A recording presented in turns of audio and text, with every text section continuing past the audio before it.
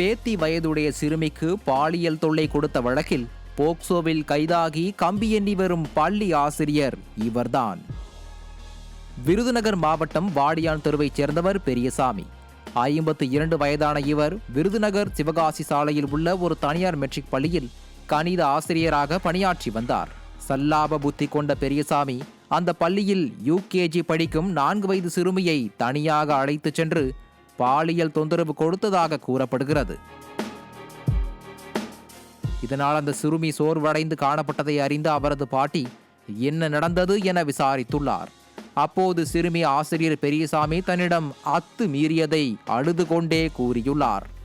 இதை கேட்டு அதிர்ச்சி அடைந்த பாட்டி உடல்நலம் பாதிக்கப்பட்ட சிறுமியை விருதுநகர் அரசு மருத்துவக் கல்லூரி மருத்துவமனையில் சிகிச்சைக்காக அனுமதித்தார். இதனையடுத்து சிறுமியின் பாட்டி ஆசிரியர் பெரியசாமி மீது விருதுநகர் அனைத்து மகளிர் காவல் நிலையத்தில் புகார் அளித்தார். அந்த புகாரின் பேரில் ஆசிரியர் பெரியசாமி மீது விருதுநகர் அனைத்து மகளிர் போலீசார் போக்சோ சட்டத்தின் கீழ் வழக்கு பதிவு செய்து அவரை கைது செய்தனர். பின்னர் அவரை நீதிமன்றத்தில் ஆஜர்படுத்தி சிறையில் அடைத்தனர்.